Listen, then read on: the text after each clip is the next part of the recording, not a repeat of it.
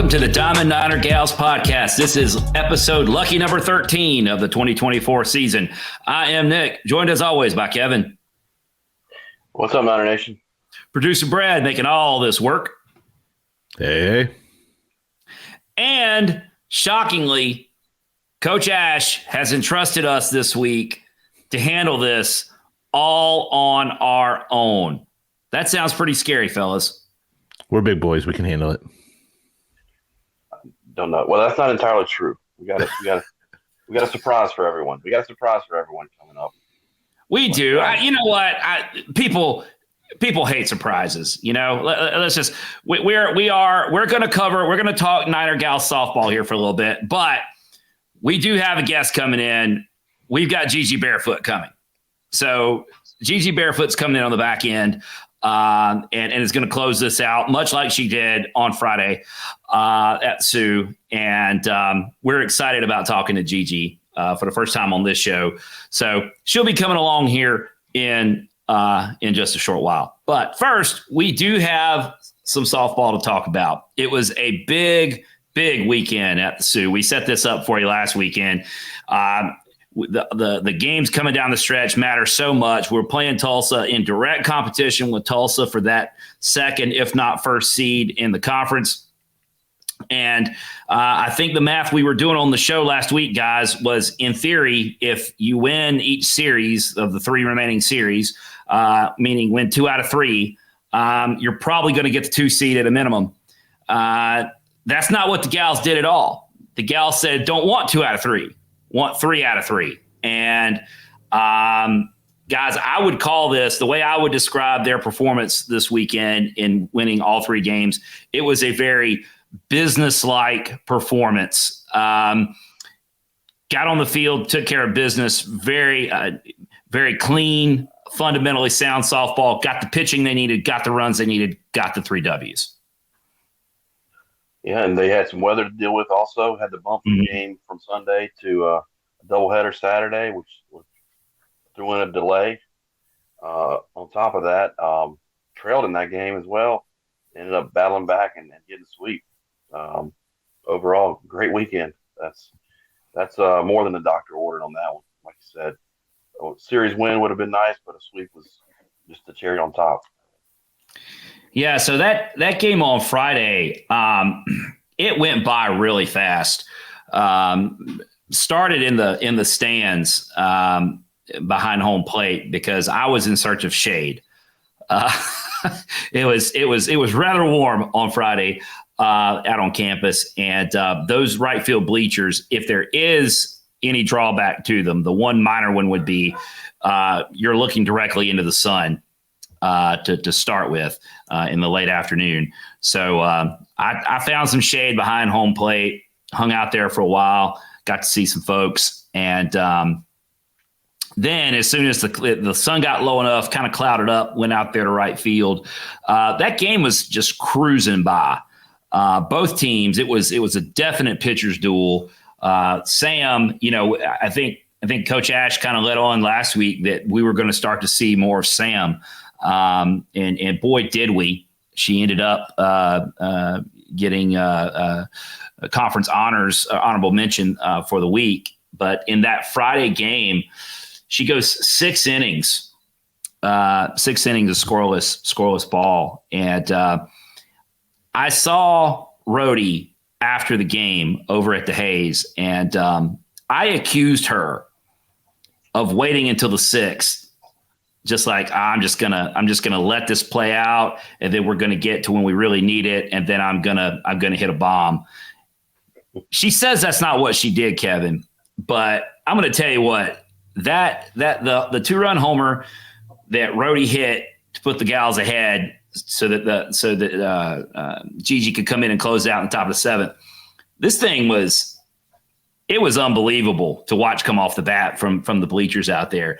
I think they said the launch angle was like 50 degrees because this thing just went up. And almost at first I thought, pop fly. But really quickly, Kevin, you realize this was no pop fly because the thing just kept traveling and traveling. And it not only cleared the wall, it cleared the bushes and it cleared everything. I don't know where it ended up, but yeah, I think a 50-degree launch angle on that. She just smashed it, and the wind was kind of headed that way too, and it worked out. So a terrestrial player went aerial with that one. You are correct. The terrestrial player put that ball very aerial, and it just sailed. It was something else to see. So pretty cool. And then of course, Gigi comes in and closes it out. Now we were all anticipating the weather on Sunday, Kevin, because baseball ended up playing a doubleheader too. But the crazy part was, as you guys know, and Brad, you were there all day. We had the spring football game on Saturday. And so there were two baseball games, 2 softball games, and 1 spring football game all on campus on Saturday. The tailgate cranked up about 10 o'clock. Well, let me say, I got there about 10 o'clock. And when I got there, I think roadies were already in full swing. There were several groups. I think maybe the winners crew was out there. The roadies were out there. Carl Tisdale was out there because I talked to Carl. There was a crew already going at 10 o'clock, Kevin. I believe it. The Niner fans go hard when it comes to tailgating. So that's one thing we do exceptionally well. Yeah, some of us do a little too well. I'm not one of those, but some of us do. But yeah, it was a long day on campus. I think so. We said, well, our strategy was simple to try to keep an eye on everything. I was floating back and forth between both sides of Phillips Road, but also the tailgate, and we had the TV set up. So we were watching softball, and we had baseball on, and I was trying to do everything, and it worked out okay. But we got there about 10 on Saturday, and Kevin, I think I pulled off a campus. It was shortly after 11 o'clock on Saturday night. Yeah, that's a long day. Those days are always long, I hate I missed it. I was doing the youth baseball thing, so unfortunately I missed it. I guess I could have stopped by because it kept going all day long. Well, youth baseball is not known for its long days at all, right? Sometimes we did catch quite a bit on TV of all the bat and ball sports we could handle, but yeah, that's a long day. I wasn't there, and I always felt tired after watching the last out of baseball at 11:30 at night, 11, yeah, whatever. But yeah, great day though. It's always great when you get multiple W's and sweeps. You bring out the brooms on both sides of Phillips Road, so a huge day all around. Yeah, and what we saw in Game 1 on Saturday was complete game, 7 innings pitched, 1 earned run from Gigi. She was phenomenal. We just hit them. We hit them with Sam and Gigi and Sam this weekend, and that was the magic combination. And producing the 4 runs there. Kaya Garrett had an RBI. Mrs. Hoffler drove in 1. Late inning Liv drove in a pair, and Abby drove in 1. Something I want to ask Gigi about when she gets in here. The game on Friday.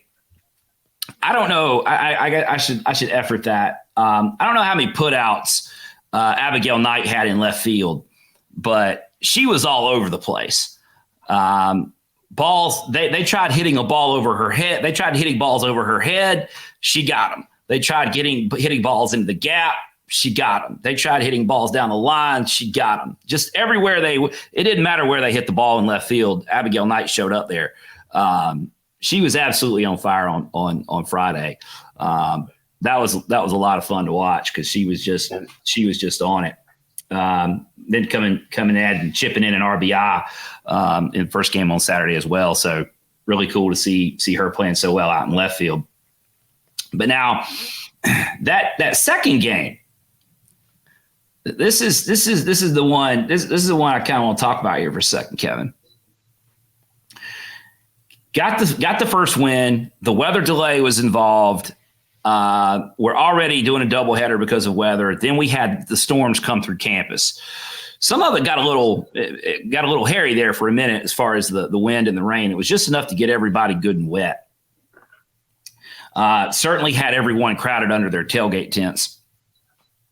But as you pointed out, there was actually the gals actually trailed in that game. And going into the bottom of the sixth of game 2 on Saturday, the gals had the bases loaded, and were looking to go ahead and then tie the game. They tied the game. They still had the bases loaded, and they were looking to take care of business and wrap the game up, and then get to the top of the seventh. While I was in the stands, I was in the right field stands trying to see the gals finish off this game and complete the sweep. Obviously, they did that. But while I was in the stands in right field, I was listening to what was happening over at the Hayes, at the baseball stadium, because the baseball team was trailing by 2 in game 1. They were finally think about the time difference, Kevin. Softball is completing their game 2 sweep. Baseball's in the bottom of the 9th of game 1. Okay. And so I'm listening to what's going on at the Hayes. And about the time the gals are taking the lead, I hear the crack of the bat from over at the Hayes. And I hear a commotion, and I'm listening. I'm waiting for the announcer to say what happened. And it's a home run. It's Juan Correa. Solo shot. Leadoff batter at the bottom of the 9th. So we're back within 1. And I'm like, wow, that's good. Hey, we're within 1. Still batting bottom of the 9th. Got a chance. Well, I need to stick here because the gals, I'm here. I'm committed. We might as well see this through. Then I hear the crack of the bat again. It's Carson Bain. Carson Bain hits a solo homer. Now the game's tied. And now the softball crowd out there is starting to notice what's happening, because you can hear all this screaming coming over there. And they're going, what's going on? What's going on? And I'm like, we just tied a game. And they're actually looking at me because I'm like pounding my hand on the bleachers because I'm like, oh my God. So I know, right? It's hard to believe. I can't believe it. We just took the lead here and we just tied the game over there, yards apart. So I have to make an executive decision, Kevin. I tell the softball folks, y'all got this. I got to go. So I leave the right field bleachers. And I'm at a pretty good trot. I'm moving towards the Hayes. I go in the right field gate, which if you're event staff watching this, I'm not supposed to do that, but I did. I went in the right field gate. You got a ticket. You got a ticket for that event anyway. I have multiple tickets for that event. I just didn't go all the way around. I was hustling down the first base line, Kevin. As I get past the Mims Family Player Development Center, I can see home plate, and I'll see home plate just in time to see AJ Bianchina hit the 3rd consecutive solo home run to walk off the game. So that all happened in the span of about 3 minutes, where the Niner gals took the lead for good in the bottom of the 6th against Tulsa to complete the sweep. And the Niners hit 3 solo shots at the Hayes to come from behind and walk off Memphis en route to getting game 2 of what they eventually had a sweep as well. So that was, as far as we talk about Phillips Road, Kevin, that's like the most intense 3 minutes we've seen some crazy stuff happen at the Hayes and at the Sioux. But I can't think of another time where I saw where it was happening on both sides of the road at the same time. That was crazy. Well, last week we talked with Coach about maybe putting a bridge across that road, across Phillips Road for us. Maybe we need like a platform that you can just walk and see both at the same time, or a tower. You can see both. An observation tower. That would be good. Yeah. That's a lot of excitement going on. I mean, especially when we have both games going on at the same time. There's a spot at the Hayes you can watch. You can see into the Sioux, and you can tell what's going on pretty well. But having a watchtower between the two would be nice. For like if you're in the baseball stadium, there's a hill behind the dugout, behind the home dugout, and first base line. There's a pretty decent patch of ground there. Well, if you stand on that hill just right, you can see home plate at the Hayes and look right down the left field line into home plate at the Sioux. So you can literally keep track of both games at the same time. And I wasn't doing that. And so what it cost me was I had to run. It's okay. You got some exercise too. So I did indeed get some exercise. So that was cool. A lot of fun to watch that happen. So there was excitement on both sides of Phillips Road at the same time. Just awesome to be a part of. And then we had spring football, and then we had a whole nother baseball game to go, 9 full innings. Just you get enough of that, right? Well, I mean, when it's all going well, when things are going as well as they did on Saturday, you don't care how long it takes. That's right. Yeah. Lots of W's, like I said. Yeah. So as we sit, obviously big weekend for the gals. Let's take a look at the standings here, because the opportunities are getting fewer and fewer. FAU has a 1-game lead over the gals, so we're 1 game back. Man, that series, I keep coming back to that series. That because would have loved to have gotten that one. I know they would too. But that was right there for the taking. But gals have responded, 7 straight wins, 15-6, 1 game out, tied with North Texas.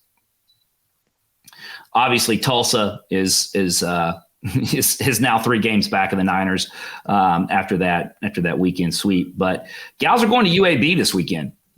UAB's 12-9 in the league, 3 games behind the Niners. They've been playing decent.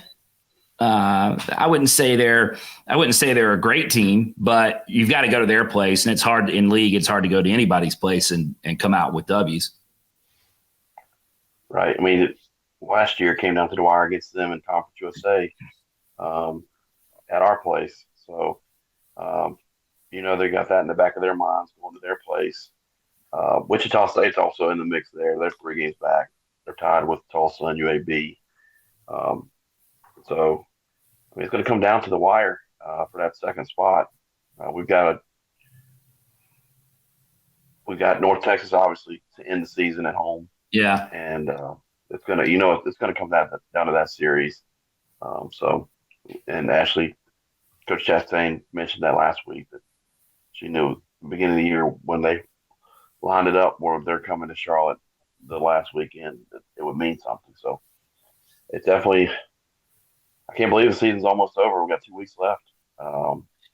It's gone by really fast. We got to take care of the gals. Got to take care of business this weekend against UAB to basically set up that loser leaves town match against North Texas on the final weekend. Right. My prediction is they'll do it. I think I like it. Especially the way we're pitching right now, and we're finding ways to get it done on offense. So I don't see any reason why we can't continue that. So stacking wins, right? Stacking wins, stacking days, and stacking wins. Speaking of stacking wins, as promised, let's turn over here and talk to senior pitcher Gigi Barefoot. What's up, Gigi? Hey, how are you guys? We're doing great. We appreciate you making time for us today. Yeah. Sounds like you've had a pretty big day already. We'll get into that later, but just appreciate you making some time to come on with us.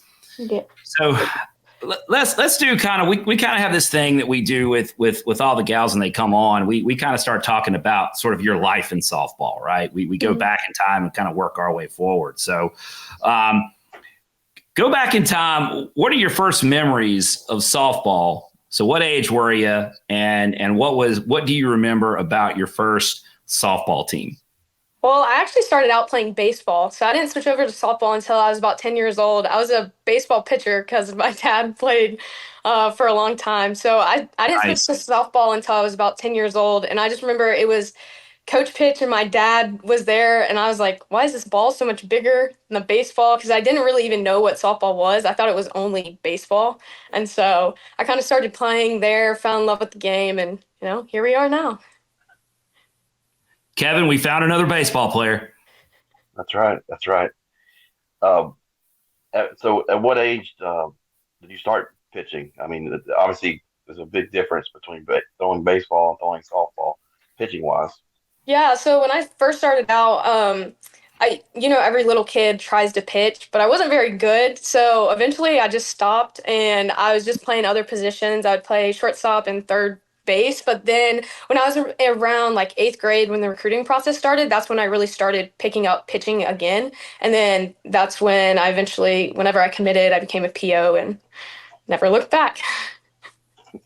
So you were a hitter up. You were a hitter up until that point, obviously.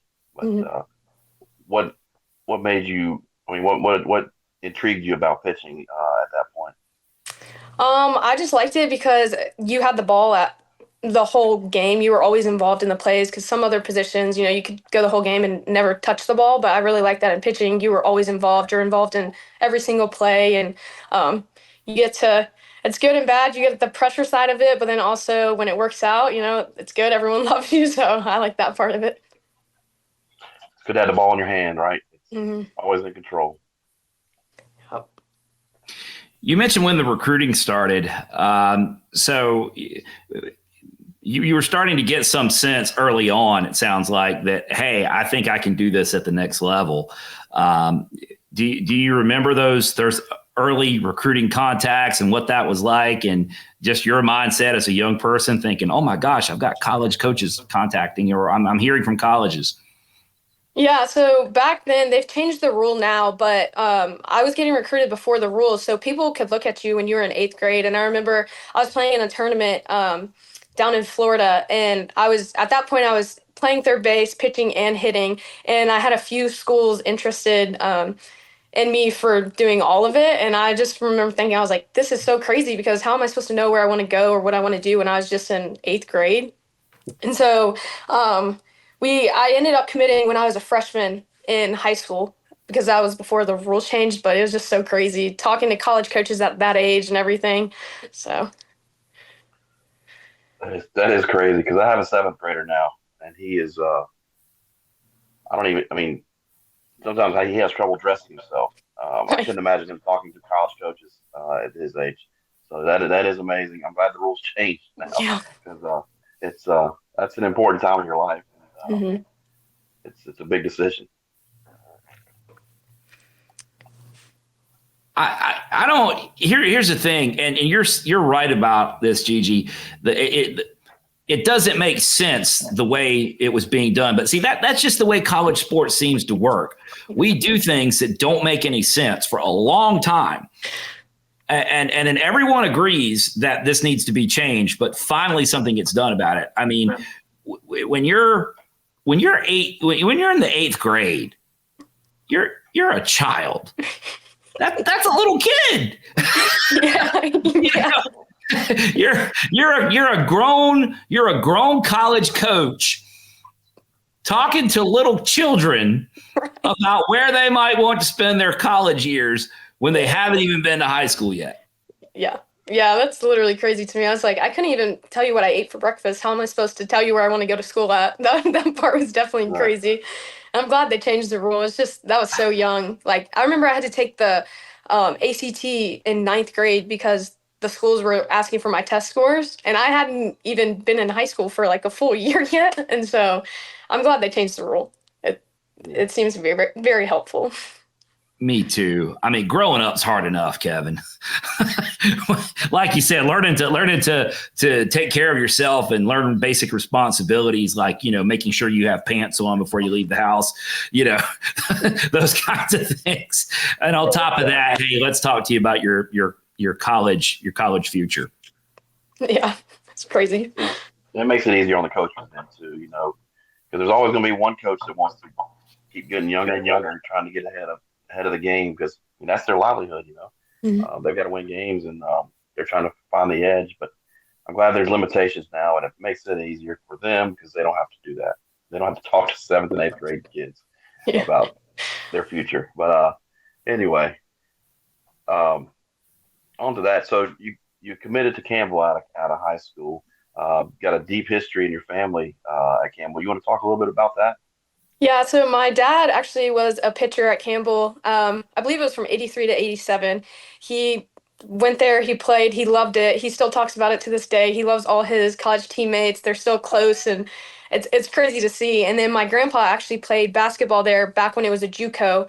I don't remember the years, but it was a while ago. So I was a third generation student athlete there, so that was pretty cool. 52 to 54, according to your bio, Gigi. And that was it, yeah. Yeah, which is even before Kevin and I and producer Brad were all born. So that's definitely a long time ago. Mhm. So, like, as a part of that, and I didn't realize that until we started looking into it when you were going to come on. But with that being the case, those family ties being deep, I mean, how much of a factor was that in choosing Campbell out of high school? It had a lot. It had a lot to do with it. It wasn't all of it, but I just heard the great experience that my dad had there, and then just watching him still be so close with all of his friends to this day. And then Campbell's just a really good school too, so it was close to home, and I feel like it was what I needed at that point in time. So it had some factor in my decision when I went there. Yeah. So you are from Wake Forest, Yes. which give us an idea, like distance wise, like Wake Forest to Bowie's Creek. How long is that going to take us? It's probably like right at an hour 5, hour 10, maybe a little less than that, just depending on the day. Okay. Well, it's far enough to be away. Yeah. Yeah. But not too far. Yeah. But not too far. So, I mean, and your results at Campbell speak for themselves. They were in the Big South at that time, and you've got a list of awards that you won pitching for Campbell. But then this is something else I was thinking about today. With all that history that you have at Campbell, that had to make the decision to leave pretty difficult. Yeah, it did, but I think it was just time for a change. And at that point in my life, I was thankful for my time at Campbell, but also I was ready to go see what else there was that was offered out there. So. And there was a coaching change at that point, right? Your coach left to Michigan State, I believe. Mm-hmm. Yeah. And then so that kind of, I guess probably that probably triggered a lot of the movement. I would guess. So how did Charlotte end up on your radar? Actually, I knew Charlotte had been doing a really good job. I'd been following them for years. Actually, I really originally wanted to go to Charlotte when I was in the recruiting process, but it just didn't work out. And I knew they had been doing very good, but I didn't even think that they would reach out to me. And I still remember, I saw a Georgian number calling me when I had gone into the portal, and I was like, well, you never know who it is. Like, you should answer it. And when I answered it and I heard it was Coach Ash from Charlotte, I remember going, like, after I got off the phone with her, I ran downstairs and I told my parents, I was like, oh my God, Charlotte just called me. Like, if I can go here, this is where I want to go. I knew exactly, like, as soon as they called me, I was like, if this works out, like, this is where I want to go. This is where I want to be. So, Kevin, we talk about always that on this show we try to bring you the stuff that you can't find in the box score, right? So Right. I got a little intel on this process. And so I want to ask this next question very carefully. Okay. Gigi, I'd like you to comment on the role that gas station sushi played in your recruitment process, because I hear that sushi matters to you quite a bit. It does. I love sushi. And unfortunately, the only place down around Booze Creek that you could get it would be from the little store that was on campus. It was like a gas station store. And so when I came here, one of my first questions to the coaches was, is there any places you can get like good sushi around here? And I remember talking to CT about it, and he was giving me all the insides, and so did Coach Ash. And so once I heard that, I said, oh, this is the place I got to go. I got to get some real sushi. So that sealed the deal. The sushi sealed the deal. Mm-hmm. I mean, I think that speaks a lot to your bravery as well, Gigi, because eating sushi out of a gas station just doesn't seem to be like, I mean, you got to be pretty tough if you're going to eat sushi out of a gas station. Just seems to me like that's the case anyway. Yeah, it wasn't my best moment, but I had to do what I had to do. Hey, if you wanted sushi, that's all you had, Yeah. right? Yeah. So with that, where is your go-to spot around campus? We go to, oh God, I can't remember the place, the name of it. It's right by Monterey's. We go there. Oh, not, Yeah. you know what I'm talking about? I forget the name of it. We go there a lot. And then Magic Sushi is also a good place. And then Coach Ash was telling me about Oku, which is in like South End. And I've been up there a few times, and that sushi is really good. I went there for my birthday and stuff. So that's where I have a few different spots I like to go. Now, I got to confess, Kevin, I'm not a sushi guy. I'm more likely to put a hook in it and throw it in the water. Are you into sushi, Kevin? Yeah, I do. I like sushi. I don't eat it very often, but because I mean, you can't go with the kids. Kids want to eat it. But, I knew that's what you were going to say. Before we had kids, we would go out to eat and eat sushi. And yeah, I'm for anything, man. I'll try about anything once, and I tried sushi, and it was good. Different types I kind of avoid, but I'm pretty open. I'll try anything. Producer Brad, sushi? No. No, you're out on that? Yeah, out on that one. So. And I'll be honest with you, Gigi. It's total closed-mindedness on my part because I've never had it. Yeah, I feel like you either love it or you hate it. Like that's how most people are. They either had a great experience with it and they love it, or they hate it and they never touch it again. But I feel like you should at least try it, you know? I have no experience with it. I mean, that's just the truth. So I didn't have a bad experience. I haven't had an experience, and it just never.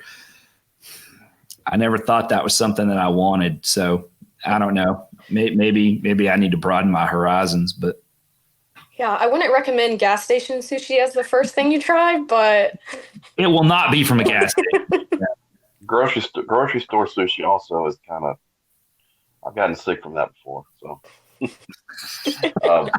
want to go to a restaurant? Y'all are not inspiring a lot of confidence here. I am, I don't think that's what I'm going to be having for dinner tonight. So I don't know. That's awesome. So aside from the obvious sushi connection, you mentioned before that like you originally were interested in Charlotte, but it didn't work out. I mean, that would have, if my math is correct, that would go back before even the current coaching staff. Mm-hmm. So what was it? What put Charlotte on your radar in high school to begin with? I have a lot of family that lives in Charlotte, so we would always come up here. And then one day when it was time to start looking at schools, I was probably in 7th grade. I'm pretty sure it was like 7th or 8th grade. Me and my mom drove through campus, and we were looking at it, and I just thought it was like the prettiest campus there was, and it looked so nice. It was like its little own city inside of the city, and so I just really liked it all the way from 7th or 8th grade whenever I started looking at schools. because there is no campus like this one. Like, I think it's so pretty, and it's like in a great location. You can't get better than it. Right. Seems like a lot of people say the same thing, and you can't argue with that. It's it's a great place to go to school. We're biased, but we definitely agree with that. Um, so, and going back to your time at Campbell, you got to compete in the NCAA tournament, and then your first year at Charlotte, you get to compete in the NCAA tournament. Um, what's it like to play in this NCAA tournament for two different teams? Yeah, it's definitely crazy. Like, most people go their whole 4 years and they never make it to any type of regional. And I've been to 3 now, and it's just crazy. The experience is like no other, and like you don't know what it's like until you are playing in one. Like, the feeling that comes with it, it's insane. And the experience of last year was so new for all of us. I mean, obviously we had never been to a softball regional because we'd never played in one. But the vibe of it at Duke was just a lot of fun. It really was. In looking at it, your journey through college softball has been it's had its ups and downs, peaks and valleys, like everybody else. But this year, you have really found another gear. It seems like just talk about your process coming off of last year, coming into this year, and how you've been able to put yourself in that headspace where you seem to be right now, where you might be this might be some of the best performances of your career. Mm-hmm. Yeah, so last year, obviously, it wasn't my best year, but I'm thankful for how it happened, because I definitely wouldn't be in this spot that I am right now if I didn't go through that. And I remember talking to Coach Ash at the end of last year, and we were just talking about the mental space that I was in, and how it was clear that my physical game needed some work, but also my mental game needed a lot of work. And I remember just telling her, like, we were talking through it, and I was like, look, I'm going to figure it out. I'm going to figure it out next year. I'm going to come back, and it's going to be completely different. And like, I'm going to get after it. I'm going to go get it. And over the fall and just in that part of the off season, I really worked a lot on my mental game, because I knew that was going to be the thing that would make or break my year, is that if I could get my mental game right, then I could go out and perform how I know I could and what I've trained to do. And so I spent a lot of time in the fall just coming up with a routine that I can really stick to. We focused a lot on breathing. And so I was just finding different things that could work for me, that could help me be able to perform, because right now I just get to pitch like I'm free. I'm just easy, free flowing, but it's because of everything that I've done behind the scenes with my routine and all that to get me there. So I just really hit that hard to work on that over the off season, so that it could really stick with me throughout the season now. And that's like the biggest difference. Well, you said you would figure it out. You're 10-2. I think you did. Yeah, put a lot of hard work in to get there, but I'm still working on it to this day. Like, even certain things happen in the game, and me and Coach Ash will talk through it, and it's like you can learn from that to help me the next time that happens. So I'm just continuously learning and trying to make it better, so that way when we make it to the regional and we're playing in the semifinal game or the final game of the regional, like, I have it all figured out. I know exactly what to do, and just keep working on it, hit it hard. That's good. You mentioned the mental game. You've been successful in multiple different roles this season. Talk about the different mentality of being a starter and then coming in and closing out a game, or coming in early for long relief. What's the different mentality? What's the different preparation that you go through in those different roles? Yeah, so when you're starting, every pitcher has their starting routine that they like to go through. And as a starter, you get to go out there and you get to control the game. You control the first pitches that are thrown and all that stuff. And so I have like a specific routine I go through for that, just getting my mind right of like, you control the game, control the pace from the first pitch, attack, like set the tone for the rest of the team. But then when I'm coming in, if it's long relief or in relief, the game's kind of already decided the way that you're going to come in. Like, the game's been played for a little bit, there's different emotions that are going on, so you just have to really, it's just like a different mindset that you have to take of come in and get out. It might not be the it's like you didn't control, I don't know how to say it. You didn't control the part that you're in, but you just have to do the best you can to get outs, to do what your team needs, and to get them back in the dugout. So it's just a little bit different when you're starting in relief too. Kind of like you can't look back, you just got to look forward to do your job moving forward. Mm-hmm. Well, you've been successful in both those roles this year, and I think you've almost even with starts and relief appearances, and you're in the top of several categories in the AAC in multiple pitching stats. So hats off to you. You obviously worked hard this off season and during the season, and it's definitely paying off for you and all of us now. Yeah, for sure. I mean, we're in a great spot right now, especially after this past weekend. It's put us in a really good spot. So we just got to keep playing like we have been, play as a unit, and we'll finish on top. I know we will. Okay, I've got a really important question for you, Gigi. This might be the most important softball question that we ask you. Okay. Are you aerial or terrestrial? Yeah, I'm an aerial. I'm aerial as it gets. I like to be up in the air. I have no terrestrial in me, none. So did you? I'm assuming, like the rest of us, you had no idea what that was until like that got rolled out probably last fall.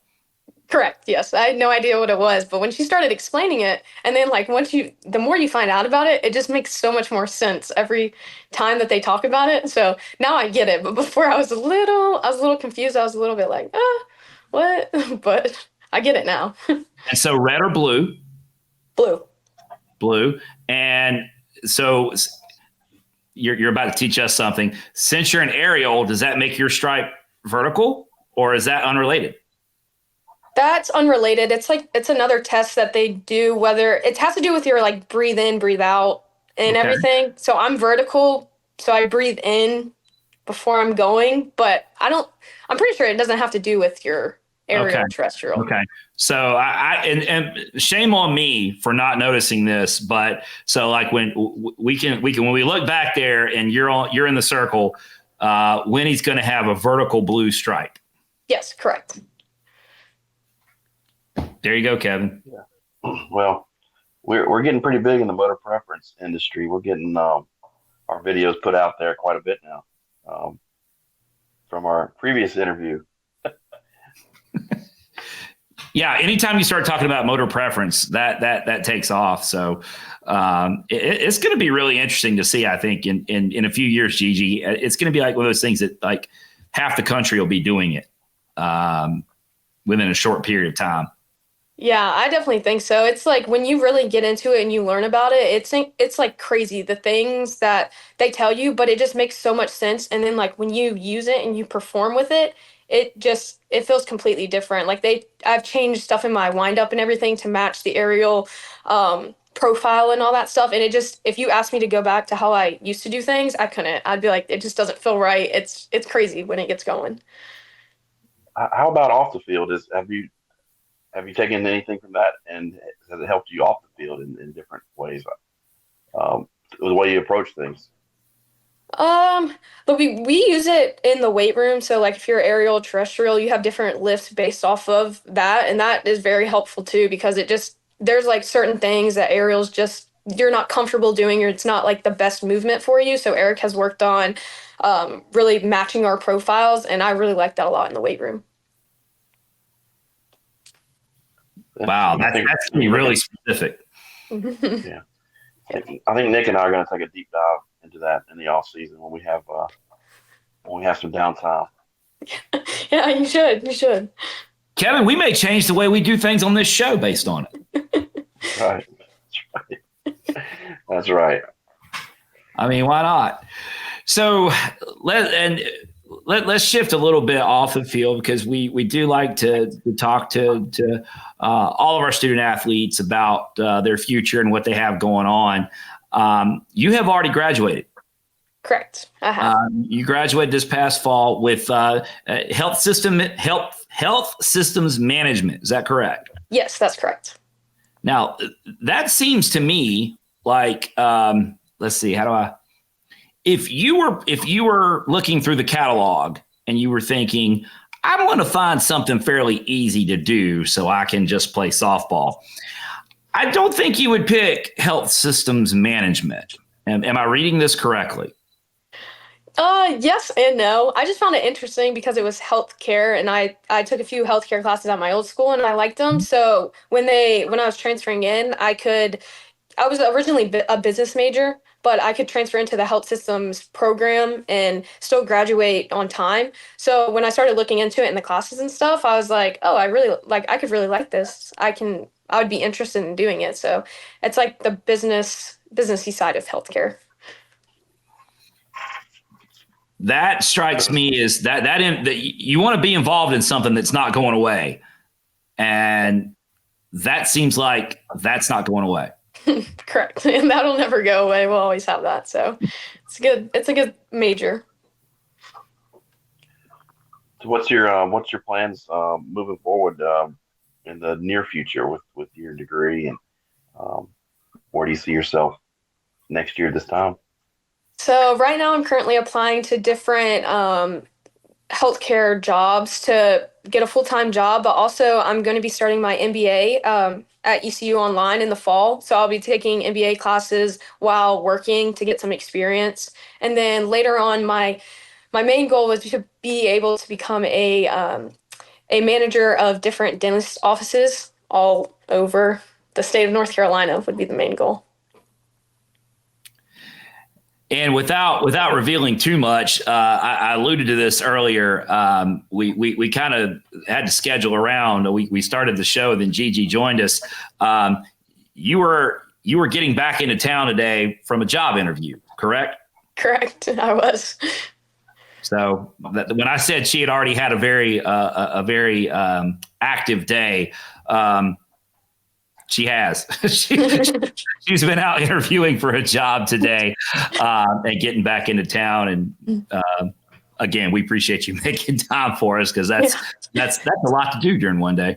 Yeah, of course. It was the off day, so I had to get it in while I could. But yeah, absolutely. So what's more stressful, a job interview or being in the circle? Oh, being in the circle for sure. The job interview was easy compared to that. Some of the situations you get put in. Yeah, you don't have to wear a mask when you're doing a job interview, right? Yeah, true. Oh, that's awesome. Well, I'm being completely truthful when I say this, Gigi. The time has flown by here while we're talking. We're running out of time real fast, but we could just keep on talking. This has been great.